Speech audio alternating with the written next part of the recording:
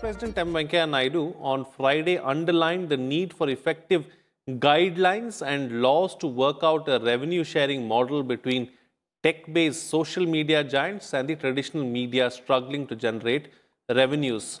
While the traditional print media has been sincerely enduring to adapt to the technological disruption by going online, it is struggling to come up with a viable revenue model.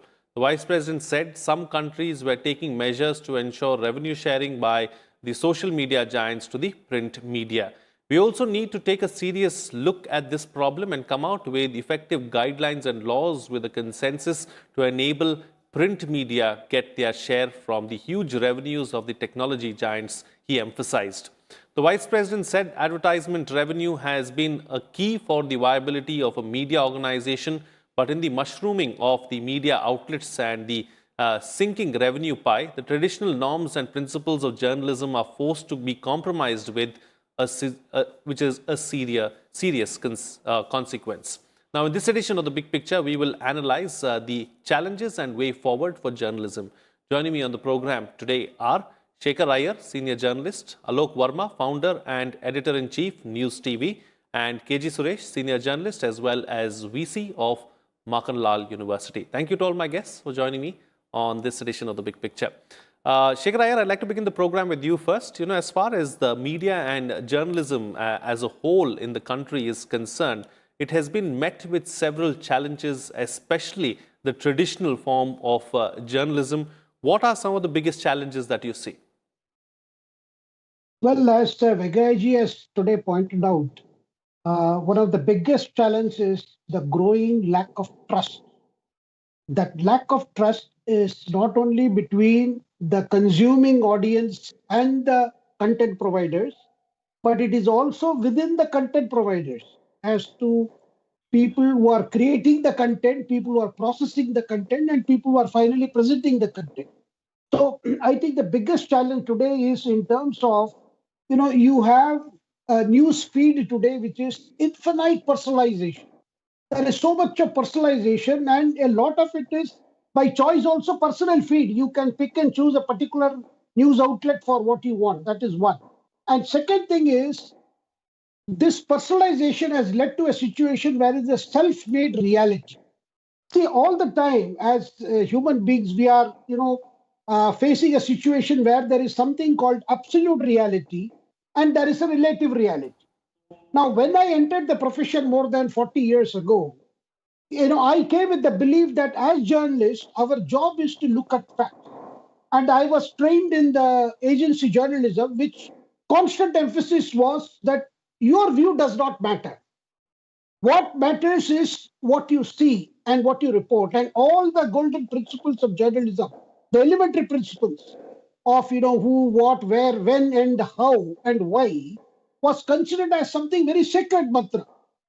And your audience, your reader were put in a pedestal where you were made to believe you are doing a public service. There was so much idealism infused into me as a young reporter. I would say that I would always try to ensure that nowhere did my view of a particular thing ever affected in what I was presenting. But what has happened today is, right from the beginning, even the very young people who join, they are so full of views. They tend to look at things in the way they have been either, dogmatized or made into believe this is the way it should be. And consequently, there is also a peer pressure on these youngsters to look at things in a particular way and to avoid things which do not fit with their self-created reality. Now, this has obviously affected what I would say is where content is the king, the content makers have become king. And number third point is, I think the golden principle that has survived through journalism since, it has been created as a profession is facts are supposed to be sacred. Opinions are free. But the sacredness attached to facts has gradually been, I would say, eroded in terms of commitment from the people who are in the profession.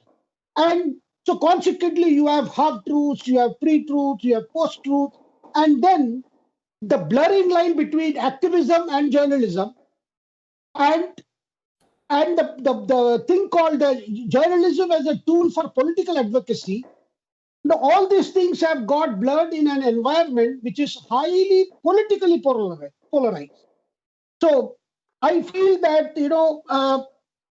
along with this, there is another crop of professionals who say they are doing fact checking, fact checkers. Now, even this fact checking is also polarized because the fact checkers do not check all the facts. They again check facts in a manner which suits their presentation of a reality which is created by them. Frank. Right. So it's like looking at the ray of light through water and seeing how it is being bent, and that's how it is really, as far as journalism is concerned, is what Shekhar Iyer is suggesting. KG Suresh, I'd like to come to you and building on the points that has just been made in the opening remarks. Let's also understand it from this perspective. Media houses, would you say, and journalists or journalism itself in the country has been forced to change because the needs and demands of the audiences too have changed, and the audience has become that much more needy now in this century? Look at things from a different perspective. We need to understand a couple of things. One, the journalist is no more the decision maker. We used to belong to a generation when our jobs were fixed. They were permanent in nature. There were hardly few contract workers. Wage boards used to be there. Those days are gone. Today, even the wage board has now been made, has been diluted, and now only the labor code is there. The Working Journalists Act has also been finished. So there is no job guarantee. So the journalist is basically working according to the whims and fancies of the owners. Let's accept it. So his own opinion, frankly speaking, doesn't matter much, even though I totally agree with Shekhar Da that today's younger generation is highly opinionated. But in spite of that, do their opinions matter? It is the opinion of the industrial houses, the corporate houses, which matter. The media outfits have become extensions of corporate interests. So to that extent, let us accept that the journalist is no more a decision maker unless you are talking about independent journalists. Number one. Number two, let us also accept this, that the audience tastes have changed. The mindset and attitudes have changed. Today, if people are, crying from the rooftops that every channel is indulging in competitive nationalism, the fact is that there is a growing nationalist mood in the country. And somewhere the television channels feel that we have to cater to this. Now, the question is whether the media should be molding public opinion or should it itself get molded by public opinion. Now, these are two things which we need to understand. So these are harsh realities which we need to understand. And third, let us also accept this fact that, today we don't have a subscriber-based model. Even today, the media is heavily dependent on corporate support, on advertising support, on government support, and to expect such a media which is not being supported by the people at large to be independent, to be fair, to be neutral, I think we would be expecting too much. And right. Last but not the least, it is also important to understand that media in terms of technology, today the content has got democratized. Today people are looking for customized content. So it is no more the so-called mainstream media which is calling the shots. In fact, they have become followers. Whether it is hashtag, whether it is trending, it is the alternative media which is now occupying the mind space, particularly of the younger generation. So we need to understand these. But yes, facts remains sacred. That continues to this day. Content is was and will always remain the king. So these also are something which we need to accept. Absolutely. Okay, since we are here now, let me build on the points that KG Suresh has just made and take that up with you, Alok Verma. You know, at some level, would you say that this is also a great opportunity really for everybody to come on board, and it's not just limited to a few select individuals, and it's an open field for everyone really to partake in, and those who have not evolved and who have failed to evolve are the ones who are perishing? Frank, is a continuous process and which we have been witnessing for the last several decades, that every time a media evolves, media technology evolves, media practices evolve, and media, the ways of working also evolve. So that's nothing that, it is evolving for the first time. It has evolved in previous times also. It is evolving now also. But I think most important is that the blurring lines between the gatekeepers and the gate crashers are no longer there. In fact, when we were growing up or we were practicing journalism, nobody taught us to be, practicing 5 Ws or 1H. It was part of the legacy where we learned all this from the seniors. And this legacy continued. Where is the legacy? Today, when some young journalist today joins, where is that legacy? What he looks up to? He looks up to nothing but sensationalism. He looks up to activism. He looks up to some kind of a behavior in studios which is not acceptable. There is no civility. There is no conversation. It is more of a war. It's like a war. When you look at the today's journalism, it's like a war. There is no civility. Where is the public discourse? There is no public discourse. You are setting agenda. You're trying to pursue that agenda, and then the technology, what just now been mentioned by KG Suresh about the hashtags or trending stories. I beg to differ with them that who are trending these stories, who are putting these hashtags. Do you think these are the public discourses? No, there are the people who are behind putting the hashtags right from the morning itself. It is not that things are being needed, but you are actually making them trend. We need to ask, who is going to do this? Who's going to stop it? Nobody has got, like Mr. Venkaiah Naidu is right. Everybody is fighting a business model. No one has got the right business model. It's because print is on decline in the sense that the revenues are on decline. Print numbers are growing up, but the revenue is declining because it's shifting to digital. And in digital, when it's shifting, where it is going to the top 2 companies, which is Facebook or the Google. Where are the publishers? The independent publishers can't survive because 80% of revenue are being taken away by these 2 giants. I'm glad the Vice President today has actually put the nail on it. He's simply trying to say they all giants or the technology giants who are taking away all the revenue need to share as it is happening in Europe. It needs to be done in India. Unless it is done, journalism is going to die. Journalism is not going to survive. It's a great threat. We must be worried about it. Absolutely. These are some challenges, of course, that we are facing, the industry itself is facing, and we have to find some kind of a way out. Maybe the European model or the Australian model is something that we can apply as far as digital journalism is concerned. Shekhar Iyer, since we are here, how do we change what we don't like and what is ruining journalism as it stands right now? Well, I think the challenges are essentially on the 2 sides. One is the challenge posed by the technology. The other is the challenge posed by the current practices. And these practices are actually being constantly challenged by the advancement of technology. Now, very soon you may see in a couple of years the 5G coming into this country, and that introduction of 5G will also give a quantum leap to where the news can be, produced and fed to the source. I mean, to the people whom it is meant. Now, this would require, because the requirements of journalism, no matter whatever is the technological changes or age that come, the essence of journalism remains. That has not changed, because after all, what we are doing today, a particular incident, let us say a particular news event we are following. We do not rest with whatever we get from one particular source. We would like to check with another 2-3 sources, because somewhere along the feeling is Probably this is not the entire picture.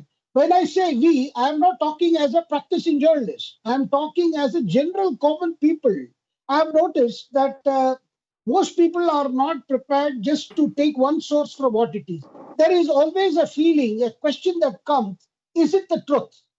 Is it being sensationalized? Is it a fact?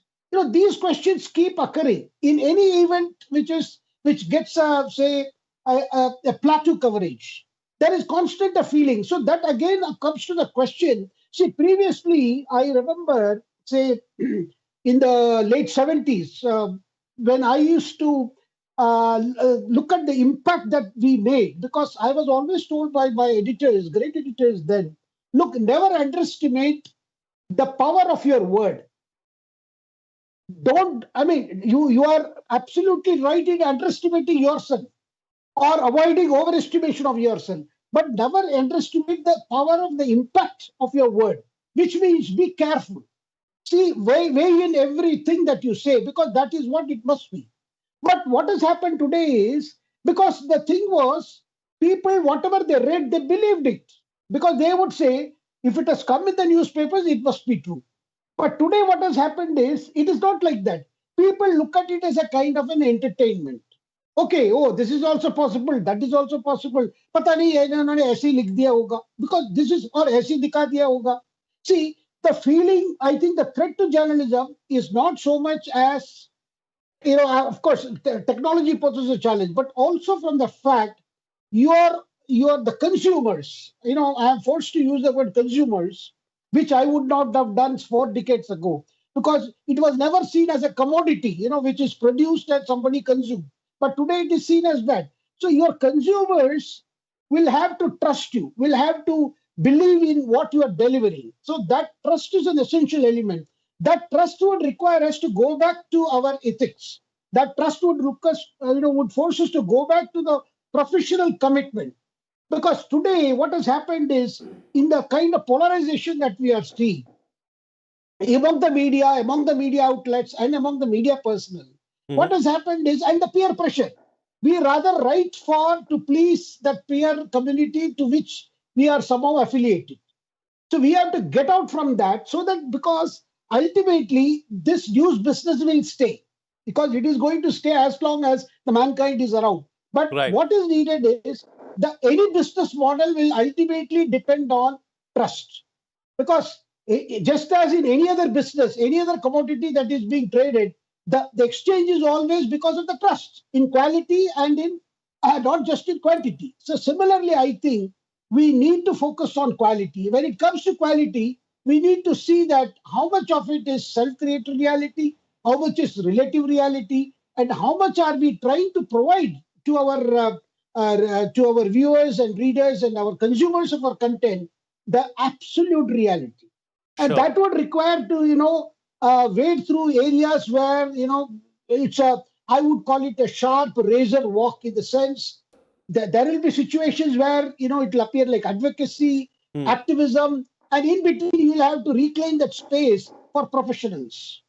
Absolutely. So trust and quality, how do we build on that, KG Suresh? Because, this is something that we've been trying to do for a while now, but somehow we've not been able to achieve that. If the government steps in, then, there's a certain section which says that government is interfering with freedom of speech. Self-regulation really doesn't seem like it has worked. So what is the answer? The answer is media literacy and media awareness. You see, whatever you may say, whether somebody is manipulating the hashtags or whatever, let us face it. How many people are reading the newspapers? How many people are watching the television? It is today, every political party is, every consumer brand is trying to woo the younger generation through the social media. So they are setting the agenda. So it is very important. Look at the proliferation of mobile phones in this country, like anything. Look at the kind of subscribers, followers that social media platforms have. We are among the, if you look at the global figures, we are, in the top list, whether it be YouTube, whether it is WhatsApp, whether it is, you name it. and compare it with the statistics for television viewership or newspaper readership. So we need to understand that, today when we are talking about media, we have to accept that it is the digital space that is where the people are. You may accuse that of anything, fake content, disinformation, misinformation. Let us accept it. Now, coming to your question about building trust and credibility, I think that it is important that once people become I have always been advocating that media literacy has to be an integral part of the school curriculum. Media is too important to be left to media persons alone. It is the fourth pillar of democracy. You have to sensitize every citizen about media consumption. Unless you create awareness about that, and they make enlightened choices. So the way you have enlightened electorate for a powerful dynamic democracy, you need to have enlightened readership, enlightened viewership, and enlightened listenership. This enlightened audience is very much important so that they can make enlightened choices. So that media literacy is going to play, and they will, no amount of regulation can, bring about that change unless you make a choice.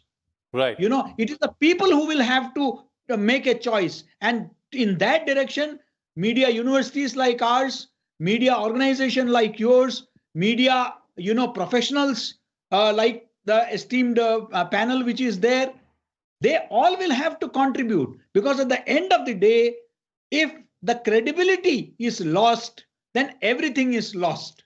Absolutely. And media houses, the earlier they realize it, the better for them. Because otherwise, we are going into an era where television has become a spectacle and print has been marginalized. And then you can imagine who is going to rule the roost. So it is important that the credibility is restored. And to that extent, they should also realize it. They should not go by the temporary phenomena, I would say, of some revenue generation and some TRP ratings. I think they should look beyond the profit motives and look at the big picture, and then only I think things will improve. Right. Alok Verma, what's the best way forward? I want to point out a few things. Reuters brings out every year a report on the on the trust of the news and how it is declining. For the last 3 years, I have been accessing this report, and in the 2020, globally the news, trust in news has declined to only just 7 to 8%. I can quote you that if television has become a spectacle, as KG has said, print impact is declining, digital is going to stay. But I want to tell you a few things which are going to be very startling. In India, we still have not really reached the entire country. We haven't mapped the country. We do not have the independent news platforms for each and every city in this country. In the COVID, we have seen already how many publications have closed down, how many digital startups have folded up, thousands of journalists and people working in the organization have lost their jobs, and there is a creation of news desert. When I say about news desert, means there are many places in the country who are unrepresented, from where there is no reporting, there is no news coming in. In those places, there is no coverage.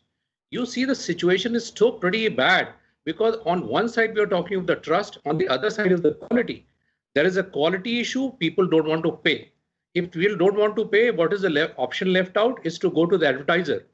When you go to the advertiser, it is the marketing research agencies which tell you what content to be driven. So there is a catch-22 situation. I believe the government has to step in certain ways, because this social media, so-called social media monster, is become so free for people, because it doesn't take you to be a journalist, it doesn't take you to be any qualified person. You can post any damn thing without verification. As I said, that they're instead of people becoming gatekeepers, we are becoming gate crashers. Mr. Shekhar has just now mentioned there is a complete credibility issue of the credibility of news, because today's mindset is the lot of young people. KG is very right on one saying that media literacy, there is a huge media illiteracy in the country. WhatsApp has become the university. You just, whatever appears in the WhatsApp, it is being taken as a truth because people cannot really find the way, or they have no filtration where they can, actually distinguish between the fake news and the general news. This is a situation. And people give two hoots. So long it is pandering to their interest, so long it is pandering to their what they want to read, they don't want to even actually believe whether it is fake or it is real. So its situation is pretty bad, Frank. I think there is a need for a lot of senior journalists, a lot of youngsters, practitioners like KG, who is also a vice chancellor of a university who speaks a lot about credibility of news. It's a job for all of us to actually set up certain cardinals, and therefore we can save journalism from dying. If we don't, Mr. KG, Mr. Iyer may be thinking that the journalism will survive. I'm very sorry to say journalism already on the ventilator. Okay. All right. On that note, then, I'll call it a wrap on this edition of The Big Picture. Let's hope that journalism survives. Let's hope that we rise like the phoenix from the ashes, and we take this great profession forward in the right spirit as well. It's up to all of us, of course, here on this panel to do that, and each one of us should do our bit